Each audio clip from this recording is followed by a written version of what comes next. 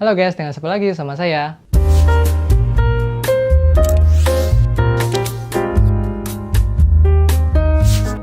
Guys, siapa di sini yang masih mikir-mikir untuk mulai belajar ngedit video? Ya mungkin ya dengan perkembangan zaman seperti saat ini, banyak yang berminat untuk belajar ngedit video ya. Entah itu dari HP atau laptop atau mungkin PC. Nah terkhusus bagi kalian yang memang mau ngeditnya di laptop atau PC, kalian mungkin pasti udah nggak asing lagi ya dengan Adobe Premiere. Nah, bagi kalian yang masih bingung gimana mulai ngedit di aplikasi Adobe Premiere Pro ini, kalian berada pada video yang tepat ya. Nah, jadi pada kesempatan kali ini, saya akan sharing ke kalian tentang dasar-dasar penggunaan aplikasi Adobe Premiere Pro ya. Jadi saya udah buat 4 part video untuk mengenal dasar-dasar Adobe Premiere. Nah, jika kalian berminat untuk mengikuti ke semua video ini, langkah baiknya kalian menontonnya secara berurutan ya. Ya, biar bisa teman-teman pahami secara bertahap. Oke, tanpa berlama-lama lagi, mari kita langsung aja. Oke guys, sebelum lanjut, mari kita siapkan cemilan atau kopi atau apapun segala macam karena video ini mungkin tergolong agak panjang ya. Nah, kenapa sih saya pilih Adobe Premiere ya? Kenapa nggak yang aplikasi yang lain? Nah, menurut saya dulu pas waktu saya SMK, saya belum tahu sama sekali tentang editing video. Saya pertama kali langsung belajar Adobe Premiere ya. Walaupun sih di kurikulum dia ajarin Camtasia, tapi di sisi lain saya juga belajar Adobe Premiere. Karena ini tuh tergolong aplikasi editing video profesional ya. Udah digunakan banyak perusahaan-perusahaan di luar sana lah. Ya intinya dari segi interface, workflow, terus fiturnya juga tergolong sangat lengkap ya. Oke, nah terus kalian bertanya-tanya nih, gimana sih caranya mendapatkan aplikasi Adobe Premiere ini? Ya, kita harus ke website utamanya dulu ya. Kita ke website utamanya yaitu di Adobe. Nah, di sini kita bisa lihat di websitenya ada plan dan produk. Nah, di sini kita klik view all plan. Oke, kita klik Indonesia. Nah, ini kita bisa melihat beberapa price list ya. Di sini ada Premiere dan bisa kita lihat di sini kalau kita beli Adobe Premiere ini sekitaran harganya sekitar 138.000 per bulan ya. Ini sifatnya berlangganan ya. Nah, misalkan kita nih nggak ada budget nih buat belajar Adobe Premiere karena kita misalkan nggak ada budget kan otomatis kita nggak bisa berlangganan untuk mendapatkan aplikasi ini. Ya, tentu saja Adobe ini sebenarnya udah menyediakan fitur trial ya. Jadi untuk aplikasi ini tuh bisa di trial selama kurang lebih 7 hari ya. Misalkan kalau selama 7 hari terus selanjutnya kita nggak bayar, ya otomatis dinonaktifkan.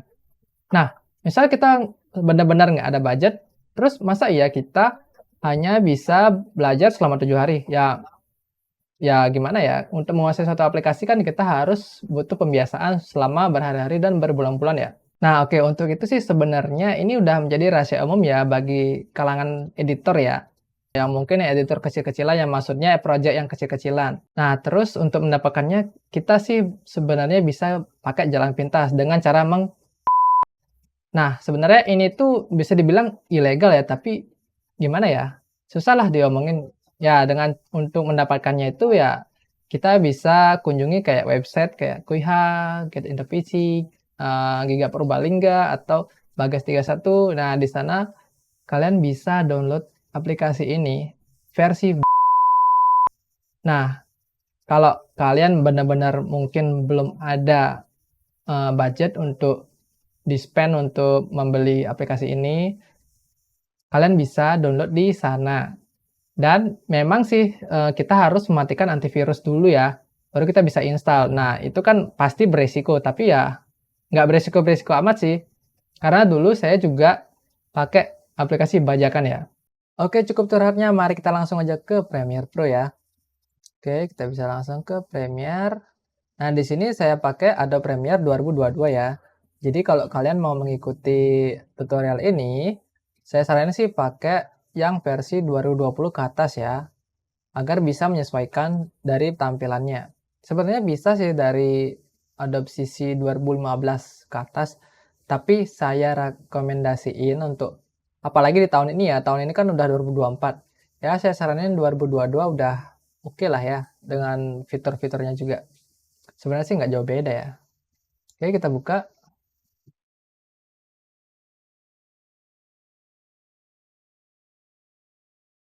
Oke, jadi ini dia tampilan awal dari Adobe Premiere Pro. Nah, di sini bisa kita lihat ada Welcome to Premiere Pro. Nah, misalkan kalau kalian baru install, ini tuh biasanya nggak isi apa-apa ya. Jadi di sini tuh ada recent, yaitu di mana ini tuh project yang udah kita sempat buat ya di Premiere ini. Ini ada beberapa project yang udah kita buka atau kita buat ya. Nah, untuk memulai editing, kita harus membuat project terlebih dahulu. Kita bisa klik New Project, atau kita klik File, baru kita New Project. Itu sama aja. Oke, kita klik New Project untuk memulai project ya. Nah, di sini untuk namanya kita bisa sesuaikan ya. Misalkan saya di sini namain latihan editing video. Video, oke.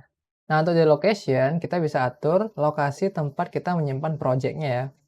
Kita klik browse. Nah, kita tentuin deh di mana yang mau kita simpan. Misalkan saya mau di sini, oke. Saya biasanya sih satuin ya folder projectnya sama folder video mentahnya ya. Jadi kita ke sini langsung kita select folder. Nah, lalu di sini ada general, terus di sini ada video rendering and playback. Nah, di sini ada dua opsi. Nah, misalkan kalau kalian memakai VGA atau kartu grafis, kalian bisa pakai CUDA ini ya untuk mempercepat proses rendering dan proses playback pada saat kita editing ya. Terus misalkan kalau kalian nggak punya VGA, biasanya ini tuh nggak bisa kita klik, jadi cuma bisa Micro Playback Engine Software only. Nah, terus untuk yang di bawah ini ada video, audio capture, dan segala macam ini tuh kita jangan dulu ngubah apapun ya. Saya sendiri pun kalau buat project atau ngedit video apapun, saya nggak terlalu apa-apain ini. Oke, ini juga didiemin aja.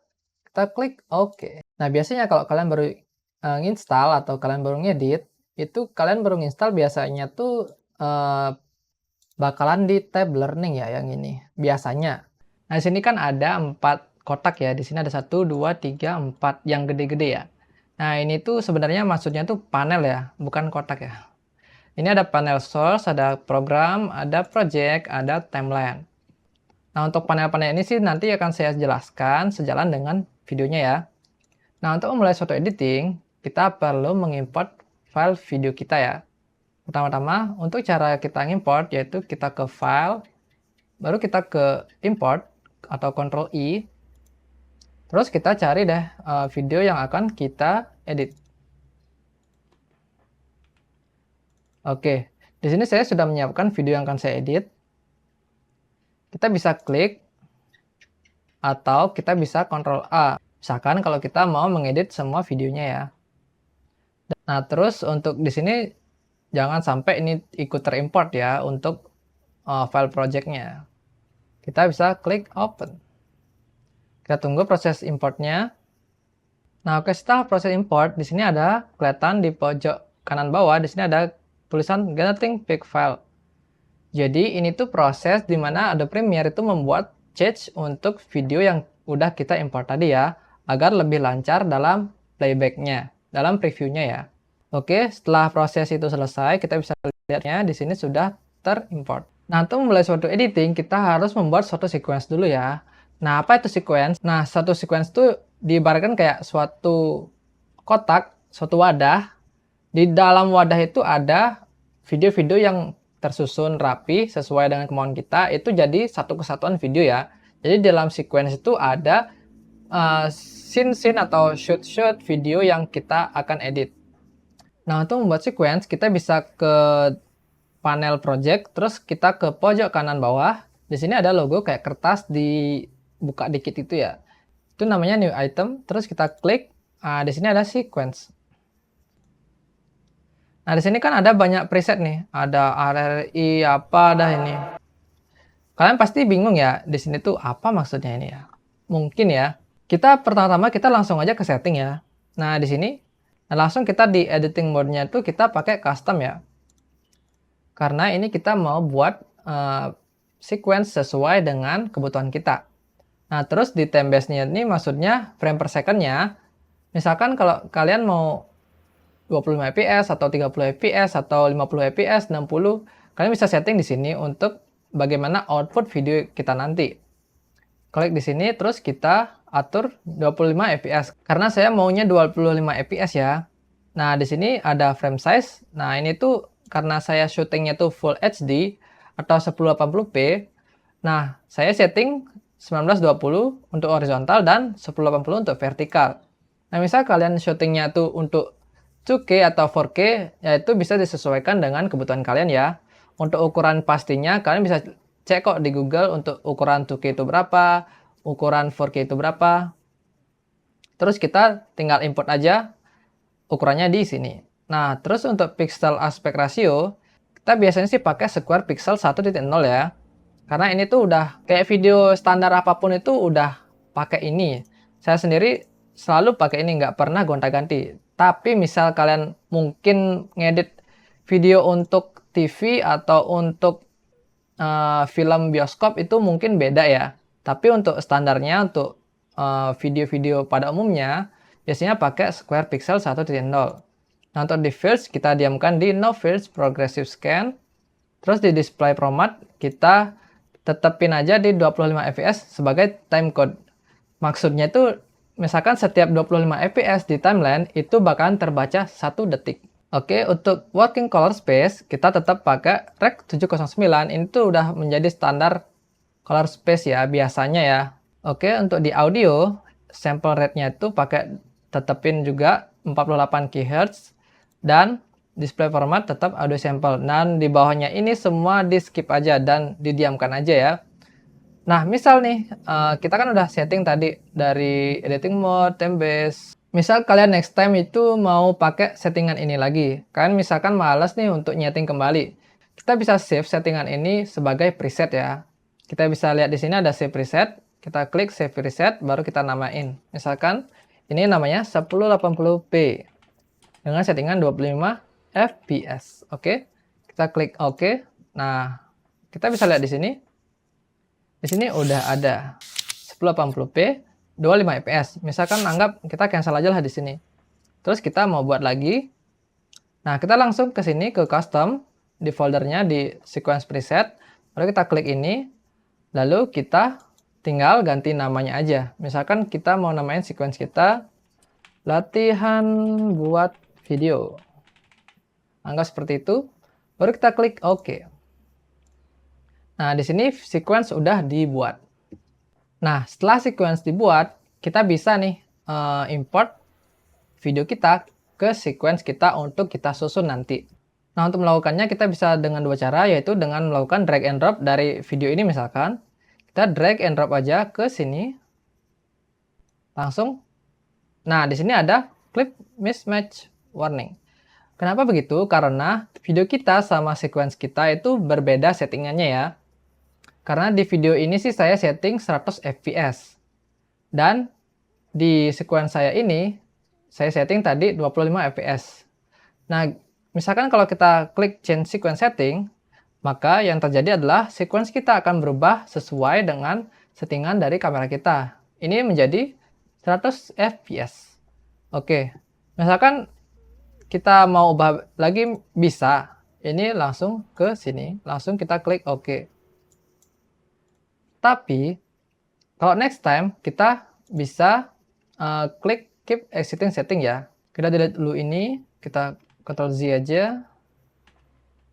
Oke, kita lihat settingannya. Tetap 25 fps, terus kita import lagi. Nah, kita klik keep existing setting. Klik.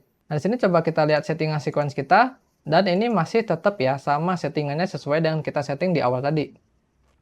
Oke, jadi next time kalau kalian mau menetapkan sequence settingnya tanpa diubah-ubah, kalau pada saat kalian import ke timeline tetap klik keep existing setting ya. Oke, kita bisa zoom dengan tombol ini. Nah, ini videonya kan sudah ke timeline. Bisa kita play. Nah, bedanya source sama program ini, kalau di source, ini tuh video preview dari klip yang kita import ke project ya.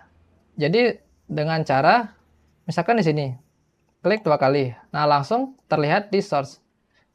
Tapi kalau di program, ini tuh preview dari timeline kita. Dan udah tahu kan kalian bedanya di mana? Nah, terus cara kedua untuk memasukkan video kita ke timeline, itu dengan cara memasukkannya ke source dulu ya. Nah, ini wajib sih dilakukan untuk melihat preview dari video yang akan kita masukkan ke timeline ya, agar kita lebih teliti ke video kita. Ketimbang kita langsung memasukkannya ke timeline seperti ini. Oke, misalkan di sini saya lihat, di sini saya mau mempreviewnya terlebih dahulu ya. Kita klik play, oke. Nah, di sini kan ada bagian video yang mau tidak saya masukkan ke timeline. Kita bisa memotongnya di sini dulu ya. Kita bisa arahin kursornya misalkan dari sini. Nah, di sini saya mau memotongnya dari sini ya. Kita bisa klik mark in, atau dalam keyboard itu kita bisa klik I. Nah, terus kita play.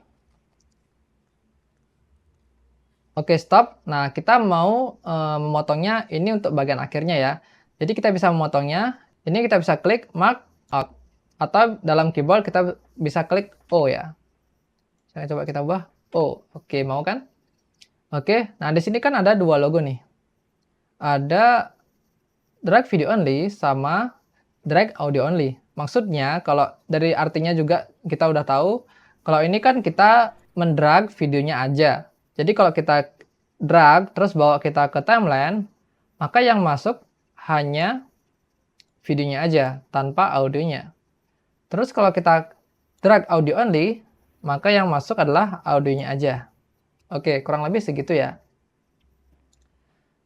Nah, langsung kita lanjut ke timeline. Di sini di timeline kita bisa lihat tadi ini tuh video dan ini audio. Jadi kalau video penempatannya itu layarnya itu ada dari V1, V2, V3 dan seterusnya. Dan kalau audio penempatannya itu ada di A1, 2, 3 dan seterusnya ke bawah. Jadi gampangnya tuh video tuh sebelah atas, audio tuh sebelah bawah. Ya, untuk aplikasi editing pada umumnya sih sama ya, kurang lebih kayak gitu. Nah, oke. Kita bisa lihat preview lagi. Terus kita bisa masukin lagi, kita klik I, terus klik O, atau mark in, mark out. Nah, kalau kalian mau drag video sama audionya, misalkan biar nggak ribet satu-satu, kita bisa drag dari visualnya aja ya, maksudnya dari videonya langsung. Di area videonya, terus kita klik drag, baru kita masukin ke timeline. Nah, jadi ini langsung masuk dan jadi satu ya. Kalau ini itu pisah dia. Oke, itu bedanya ya. Misalkan ini kan karena kembar, saya delete aja ya. Kita bisa blok, baru kita delete. Oke, coba kita play. Kita klik di sini, ada play. Oke.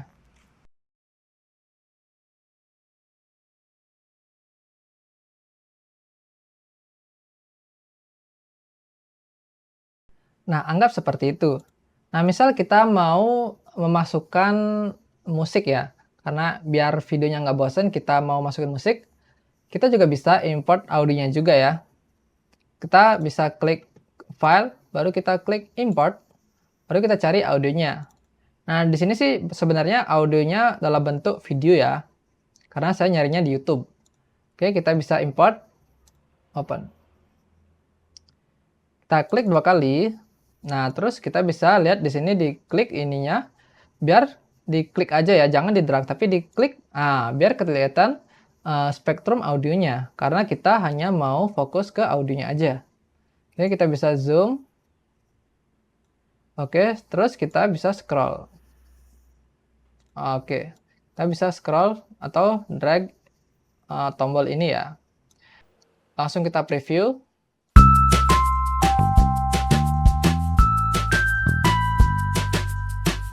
A few moments later. Oke, misalkan saya mau audionya cuma sampai sini aja ya. Jadi saya maunya videonya cuma ya sekitar 30 detik ya, atau 20 detikan lah. Oke, saya mau potong sampai sini ya. Jadi saya mark out di sini aja. Terus kita bisa drag audio only. Kita drag ke sini. Oke. Oke, kita bisa zoom. Nah, bisa kita lihat di sini. Ini tuh ada dua layer ya. Ini tuh layer untuk audio dari videonya ini. Dan ini layer untuk audio dari musiknya ya. Oke, coba kita play.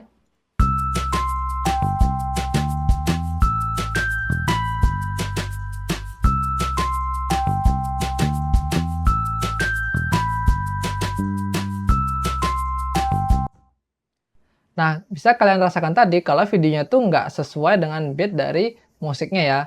Nah, untuk itu kita bisa membenarkannya atau memperbaikinya dengan menggunakan tools-tools yang sudah disediakan di Adobe Premiere ini. Pertama di sini ada selection tool, yaitu untuk mengklik dan menyeleksi ya. Oke, ini udah pasti kalian udah ngerti lah. Dan ini tool untuk selection forward. Jadi, misalnya kita klik sini, maka yang terseleksi adalah dari titik ini ke depan ya. Oke. Kalau kita klik tekan, baru kita langsung seret ke sini, baru kita lepas, maka ini tuh track selection forward. Jadi yang terseleksi bakal yang dari klik ini ke belakang. Jadi ini nggak kena ya. Udah kurang lebih udah ngerti lah ya. Kita kembaliin lagi ke sini. Terus kalau ini ripple edit, bisa kita lihat sini, coba kita tes. Kita zoom ya. Oke. Kita misalkan di ripple edit di sini. Ripple edit itu maksudnya tuh kayak melakukan editing ganda ya. Misalnya kayak ini. Kita coba potong. Langsung dia kayak gitu. Beda kalau kita pakai selection tool. Itu bedanya. Pakai ripple edit dan selection tool ya. Kita Ctrl Z aja untuk undo. Selanjutnya di bawah ini ada razor tool. Razor tool ini untuk memotong ya. Nah, kayak tadi misalkan kita untuk membenahi videonya ini mau biar sama beatnya ya. Misalkan kayak ini. Kita zoom lagi. Oke, kita kan mau motong nih audionya ini. Pada saat kita mulai itu kan audionya belum mulai ya. Jadi kita bisa potong di sini, kita bisa zoom lagi, zoom. Oke, ini untuk pengaturan zoom timeline-nya ya. Terus kita bisa potong di sini. Klik, oke. Terus kita ke selection tool, baru kita klik ini, audionya yang nggak kepake, terus kita bisa delete. Lalu kita bisa dirapatin ke depan ya. Oke, kita bisa play. Jadi audionya langsung mulai di awal ya. Jadi razor tool ini untuk memotong bagian di timeline ya. Entah itu motong audio, video bisa. Oke, terus kita zoom out lagi. Kita play coba lagi.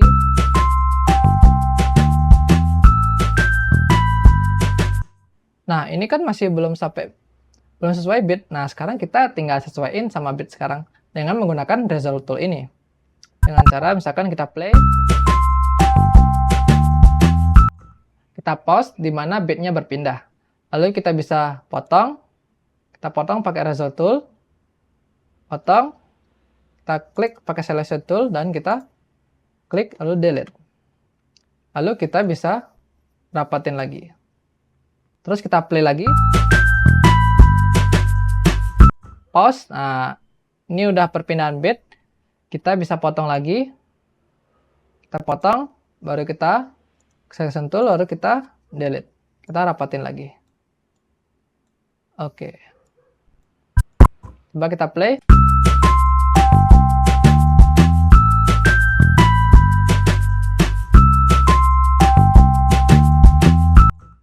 Oke, kurang lebih udah sesuai beat ya. Nah, misalkan next kita kan mau lanjutin nih audionya, mau kita lanjutin tambahin video lagi. Sama seperti tadi caranya, misalkan kita coba play. Pause. Nah, sekarang kita cari video yang akan kita masukkan. Misalkan di sini saya mau cari inilah. Kita klik 2 kali lagi. Terus kita arahin kursornya mau sampai mana, kita seleksi dari sini misalkan sampai mana, terus misalkan sampai sini. Oke, anggap sampai sini, kita mark out. Baru entah kita mau masukin videonya aja atau audionya juga. Oke, bisa kita play lagi. Nah, ini kan ada ruang kosong nih. Gimana caranya? Nah, kita bisa tambah durasi dari klip yang tadi ya. Kita bisa pakai selection tool, baru kita drag. Oke, sampai sini. Kita play ulang.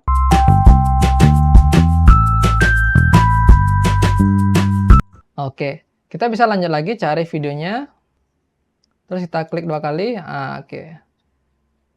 Misalkan di sini kita juga seleksi lagi. Dari sini misalkan anggap sampai sini. Terus, oke, langsung kita bawa videonya aja. Lalu kita, karena saya nggak butuh audionya ya, kita play. A few moments later. Nah, misalkan kalian mau memanjangin nih. Ternyata video kita itu kurang ya. Kurang panjang. Nggak bisa dipanjangin lagi. Berarti tandanya itu video kita itu terlalu pendek ya. Jadi nggak bisa memenuhi bagian dari timelinenya. Kita bisa tambahin video lagi untuk di pertengahan bit mungkin, atau misalkan saya mau potong. Misalkan saya mau potong di sini, selection tool juga bisa. Kita klik and drag.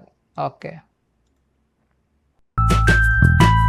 Oke, kita bisa lanjut lagi, masukin videonya.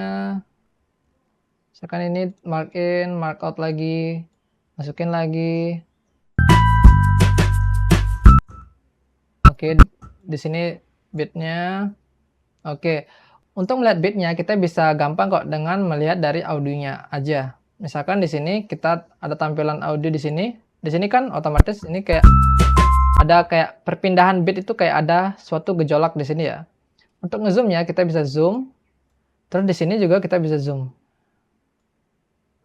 Lebih gede jadinya. Terus kita bisa scroll down. Di sini kita bisa lihat perpindahan bitnya. Bisa kita lihat di sini. Nah, di sini kan kurang tepat.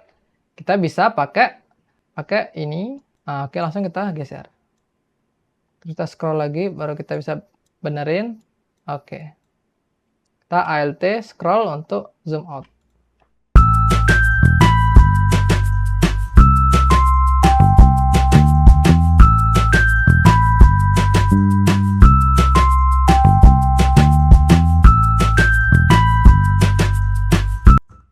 Oke, kita masukkan lagi, misalkan.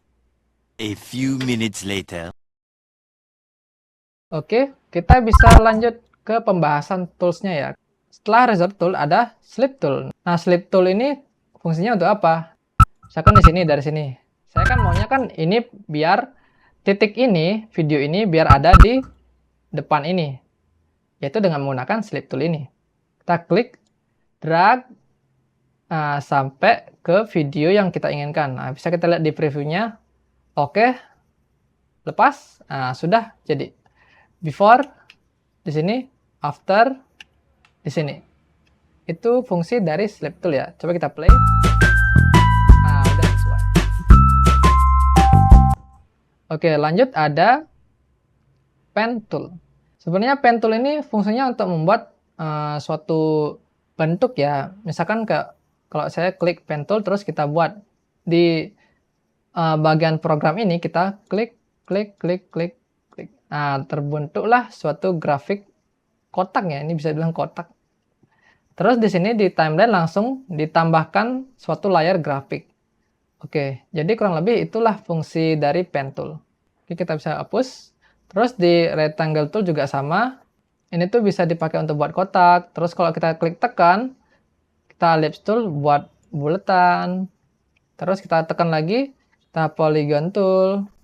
Nah, udah seperti itu kurang lebih fungsinya. Tapi ini bakalan jarang banget sih untuk dipakai.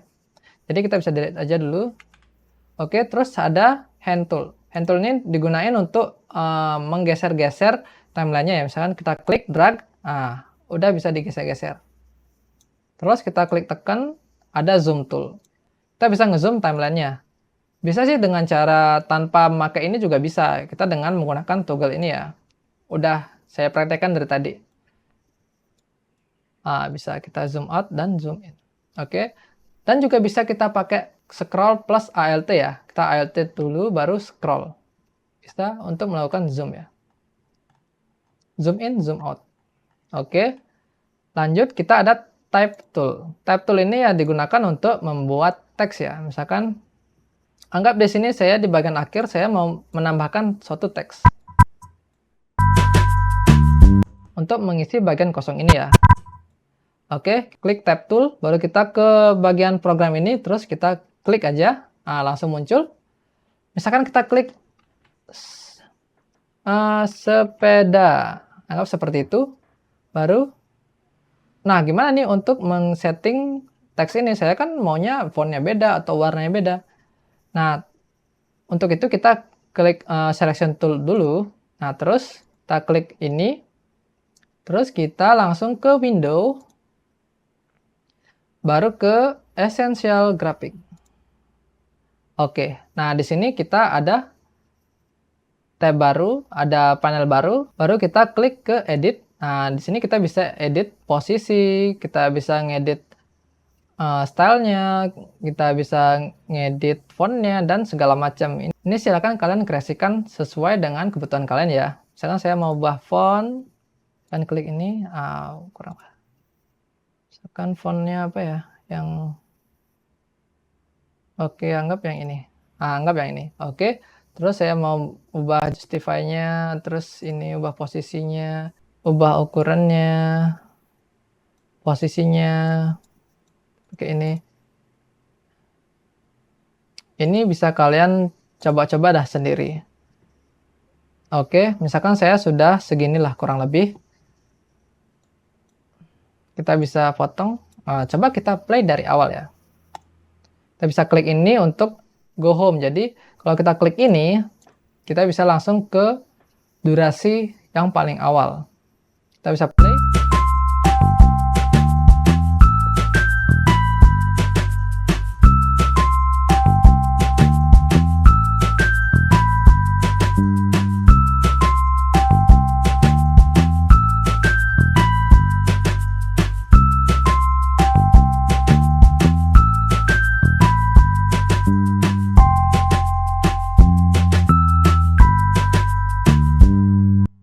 Nah, terus sekarang kita lanjut ke section timeline. Kita akan bahas sedikit lebih detail di bagian timeline ini ya. Mari kita coba lihat di sini. Di sini kan ada, waduh, ini ada beberapa banyak sekali tombol ya. Yang kita perlukan ini, ya nggak perlu semuanya kita paham. Kita hanya beberapa aja juga udah cukup ya. Sebagai dasar untuk kita memulai editing di Premiere Pro. Nah, di sini kita ke sini dulu ya. Di sini ada beberapa tombol, tapi sebenarnya yang paling biasa kita kepake ya cuma ini aja, snap in timeline sama add marker. Fungsinya apa nih logo magnet ini? Ya sesuai dengan logonya, ini tuh magnet, yaitu untuk misalkan kalau kita matikan nih magnetnya, coba kita anggap kita geser inilah. Geser ini. Lalu misalkan kalau kita hidupkan, nah di sini ada kayak logo segitiga-segitiga gitu ya di bagian corner-corner ini. Itu maksudnya bahwa video ini tuh udah rapat ya, udah kayak misalkan kayak ini tuh kayak tek tek tek tek gitu, kayak gitu-gitulah. Magnet tuh kayak gitu fungsinya. Kalau tanpa magnet tuh kayak gini. Nah, itu bedanya tuh kayak gitu, kurang lebih kayak gitulah. Oke. Nah, lanjut ke add marker ini ya untuk menambahkan penanda ya. Misalkan anggap saya misalkan mau nambah di sini teks misalkan atau nambah apapun. Saya bisa klik ini. Nah, langsung ada tanda di bagian timeline ini. Kalau kita bawa ke sini, terus kita klik add marker, maka ada tanda. Ini tuh sebagai penanda aja ya, untuk membantu kita dalam proses editing di timeline. Oke, lanjut. Untuk yang di sini, di bagian bawah sini, ini tuh ada banyak sekali ya, logo-logo. Coba kita lihat di sini ada logo gembok atau toggle track lock. Ini tuh maksudnya tuh untuk mengunci bagian layar video atau audio kita. Misalnya kalau kita hidupin, itu kita nggak bisa pakai ya. Maksudnya nggak bisa kita edit. Beda kalau yang di bawah misalkan ini kan nggak di lock, jadi kita bisa ubah-ubah. Oke, misalnya kalau kita lock, nah kita nggak bisa apa-apain. Nah, nggak bisa diapa-apain. Oke. Oke, lalu di sini ada logo mata gini ya. Ini tujuannya untuk mematikan atau menghidupkan layarnya. Misalnya kalau layar ini dimatiin, maka yang terjadi adalah layar pada V1 ini bakalan mati ya, atau nggak terlihat. Oke, kita bisa hidupkan lagi. Terus kita ke sini ada M dan S. Ini maksudnya mute dan solo. Misalkan kayak ini di mute, misalkan kita mau matiin musiknya dulu nih. Mau kita preview audio dari videonya ini. Coba kita zoom dulu ya. Nah, oke. Oke, di sini kita bisa mute coba. Maka yang terjadi adalah audio yang kita mute tadi, yaitu musiknya itu bakalan mati ya, atau termute. Kita klik, coba. Kita coba play. Nah, musiknya itu mati ya. Oke, lalu kalau solo, misalkan saya mau solo gininya, musiknya. Kita klik solo. Kalau kita solo track audio ini, maka yang terjadi adalah audio yang kita solo itu bakal dia aja yang bunyi, yang lain bakalan nggak ada bunyinya, track audio lain. Nah, kita play. Yang terjadi adalah hanya musiknya aja yang hidup. Kalau suara dari videonya bakalan mati. Nah, lalu untuk ini, yaitu untuk voice over recording ya. Misalkan di sini saya mau rekam suara. Ya, kita tinggal voice recording. Oke, tes. Stop. Nah, langsung ada audio dari hasil recording kita. Ya, kurang lebih kayak itulah fungsi dari tombol voice over recording ini. Nah, kita bisa delete aja karena saya nggak mau pakai ya. Oke, untuk sekedar dasar di timeline sih kurang lebih segitu aja udah cukup ya. Nah, oke, sebelum ke tahap akhir untuk proses export, saya mau hapus nih bagian audio ini. Ini saya bisa hapus saja ya. Kita klik, kita hapus. Nah, di sini kalau kita hapus, waduh, kok sama videonya ya juga terhapus ya. Kita bisa undo lagi. Itu terjadi karena audio ini masih terhubung ke videonya. Caranya gimana caranya untuk memutus hubungannya ya? Kita bisa klik audionya, terus kita klik kanan, baru kita klik unlink. Maka ini akan terpisah. Kita klik delete. Kita klik kanan, klik unlink, baru delete. Udah. Dia udah terputus hubungannya. Oke, setelah itu kita bisa melakukan proses review ya. Nah, untuk misalkan kalau kita udah selesai melakukan editing nih, udah anggap kita di timeline udah nggak ada urusan lah lagi. Kita hanya perlu mereviewnya tanpa mengekspornya dulu ya. Nah, kita bisa melakukannya di panel program ini. Terus, gimana nih caranya biar kita bisa fokus ke ini aja? Kita memang bisa dengan mendrag-drag ini, biar ukurannya lebih gede, tapi kan repot juga. Ini bakalan masih tetap kelihatan. Oke, kita kembali lagi. Caranya yaitu dengan cara mengklik di bagian bawah X itu apa ya namanya? Ya intinya kita klik di bagian bawah X itu, ya nanti saya sertakan gambarnya ya. Kita klik, nah langsung full screen. Nah, di sini kita bisa lihat ada beberapa tombol ya. Nah, di sini kita bisa lihat ada full, 1/2, 1/4. Maksudnya ini tuh adalah resolusi dari output playback dari timeline yang sudah kita edit tadi, terus dimasukkan ke panel program ini. Jadi misalkan kalau kita setting 1/4, yang terplay adalah 1/4 dari resolusi awal dari video yang kita edit ini. Misalkan awalnya 1080p, ya itu tinggal dibagi 4 aja. Misalkan kalau kita play ya otomatis pecah ya. Ya kalau gitu ya kita pakai full aja. Nah, kenapa disediain fitur ini? Kalau kita bisa yang versi ukuran resolusi fullnya, ya fitur ini digunakan ya ketika kita misalkan ngedit video yang benar-benar berat, entah itu ada efeknya, color grading dan segala macam itu, dan tergolong berat. Nah, untuk memperlancar playbacknya, kita bisa mengurangi sedikit resolusi dari output dari timelinenya ya, untuk sekedar preview aja, agar kita bisa memplay dengan lancar. Misalkan kalau kalian bisa memplay dengan full dan lancar, ya lebih baik full aja, biar kita bisa previewnya lebih jelas dan lebih detail ya.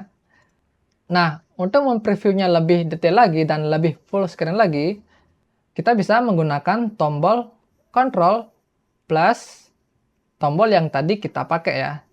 Bedanya tadi tuh nggak isi kontrol, sekarang diisi kontrol ya. Dan klik, nah, langsung dia full screen. Dan kita bisa play dan bisa menyaksikan langsung bagaimana hasil editan kita. Nah, untuk mengembalikannya lagi, kita klik lagi kontrol plus tombol yang tadi. Oke, anggap setelah itu, kita klik lagi tombol yang tadi untuk mengembalikannya ke tampilan semula. Nah, untuk mengekspornya, kita pertama-tama ke bagian akhir dari timeline kita ya. Misalnya kita sampai sini, anggap mau kita ekspor tuh sampai sini. Kita bisa markup dulu dengan cara di bagian panel program ini ada juga yang sama kayak tadi. Bedanya ini tuh untuk menyeleksi yang ada di timeline. Misalkan kita markout, nah yang terseleksi adalah yang ada di timeline ini. Terus misalkan setelah kita seleksi, anggap udah sampai sini yang mau kita ekspor. Nah sekarang kita mau ekspor, kita bisa ke file. Jangan lupa sebelum kita ekspor kita save dulu ya, Ctrl S. Oke, kita ke file, baru kita ke export media. Kita bisa buat settingan sesuai dengan yang kita butuhkan ya. Kita bisa klik di format ini, kita cari H264. Itu udah format yang udah biasa dipakai di video-video pada umumnya ya, H264. Oke, terus kalau preset, nah di sini kalian bisa pakai Match Source High Bitrate, dan ini udah settingan yang bisa dibilang recommended dan dengan bitrate yang tinggi ya. Oke. Terus kita bisa ke sini ada output name, kita klik. Nah, kita bisa mengatur nama dari video yang hasil dari kita edit tadi. Terus kita bisa atur mau di mana kita simpan, misalkan disimpan di tempat file videonya. Terus kita coba buat folder baru, render. Buka, terus kita atur nama dari videonya, misalkan sepeda. Oke, kita save. Oke, lanjut ke di sini. Di sini ada beberapa settingan ya. Nah, di sini ada width dan height. Misalkan kita udah centang ini, berarti otomatis outputnya bakalan sama seperti settingan sequence tadi. Tapi misalkan kalau kita mau outputnya anggap 720, kita bisa unklik dulu, baru kita bisa setting ke 720. Tapi kalau kita mau outputnya sama seperti sequence-nya, ya kita klik ini aja. Oke, lalu turun. Nah, di sini juga sama, ada frame rate. Misalkan kalau kita mau ubah, tinggal unklik, baru kita ubah ke sesuai dengan frame rate yang kita mau. Kita bisa klik lagi, biar sesuai. Ini juga sama, file-nya sesuai dengan settingan sequence tadi. Kita diamkan aja ya semua biar sesuai dengan settingan sequence tadi.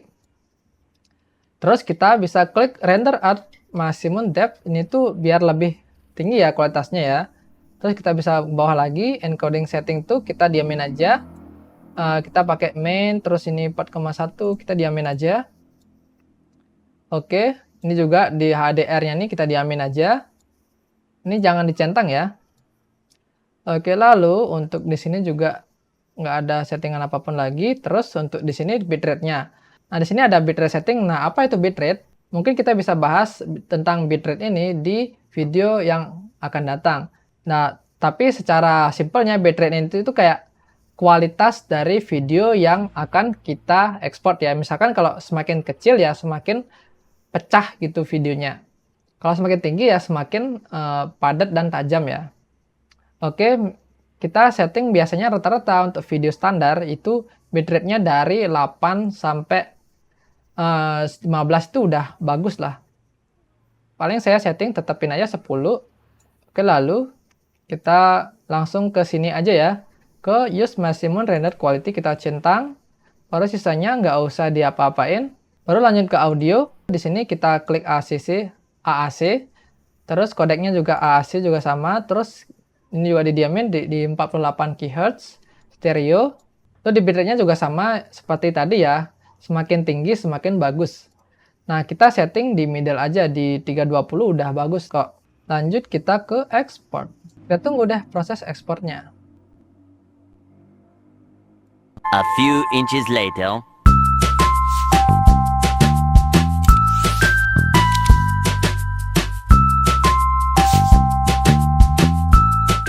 Oke, baik, sekian dari video tentang editing di Premiere Pro ya. Kita lanjut ke part 2-nya.